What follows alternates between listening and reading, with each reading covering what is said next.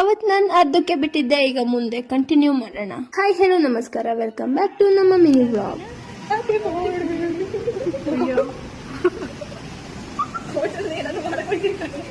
ಅಲ್ಲೇನಾಯ್ತು ಅಂದ್ರೆ, ಇವತ್ತು ಇವಳು ಬರ್ಡೇ ಇದ್ದಿದ್ ಕಾರಣ ಹಾಸನಿಗೆ ಬಂದಿದ್ವಿ. ಬರ್ಡೇ ಕೇಕ್ ಕಟ್ ಮಾಡಿಸ್ಬೇಕಾದ್ರೆ ಸ್ಪಾರ್ಕಿಲ್ ಹಚ್ಚುತ್ತೀವಲ್ವಾ, ಸ್ಪಾರ್ಕಿಲ್ ನಾವು ಬೆಂಕಿ ಪಟ್ಟೆಯಿಂದ ಹಚ್ಚಿದ್ವಿ. ಹಚ್ಚಿದ ಬೆಂಕಿ ಕಡ್ಡಿನ ಕೇಕ್ ಹಾಕಬಿಟ್ಟು ಅವಳಲ್ಲೇ ಹಾಕ್ಬಿಟ್ಲು.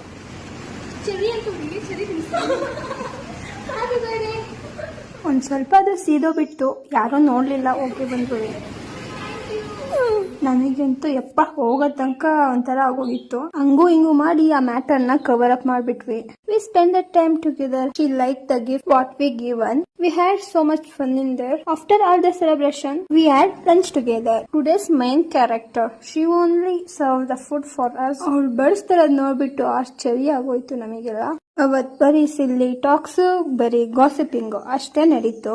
ಅದ್ರಲ್ಲಂತೂ ಮೀನಿಂಗ್ ಇಲ್ದಿರೋ ಮಾತುಗಳೇ ಆಡಿದ್ ಜಾಸ್ತಿ. ಅದರಂತೂ ನಮಗೆಲ್ಲ our brain is not braining, our hand is not handing, our stomach is not stomaching, my English is not gooding. ಅವತ್ತಿನ ಸಿಚುವೇಶನ್ ಹಿಂಗೆ ಆಗಿತ್ತು. Guys, how is my English? My English is not Englishing, no, just for fun. ಹಾಗಂತ ನಾನು ಮಾಡಿದ್ದೆಲ್ಲ ನಿಮಗೋಸ್ಕರ, ನಿಮಗಾಗಿ, ನಿಮ್ಮಿಂದಲೇ. ಹೇಗಿತ್ತು ಈ ವಿಡಿಯೋ? ಎಂಜಾಯ್ ಮಾಡಿದೀರಾ ಇಲ್ವಾ ಅಂತ ಕಮೆಂಟ್ ಹಾಕಿ. ಮತ್ತೊಂದು ವಿಡಿಯೋದಲ್ಲಿ ಸಿಗೋಣ. Bye, love you guys.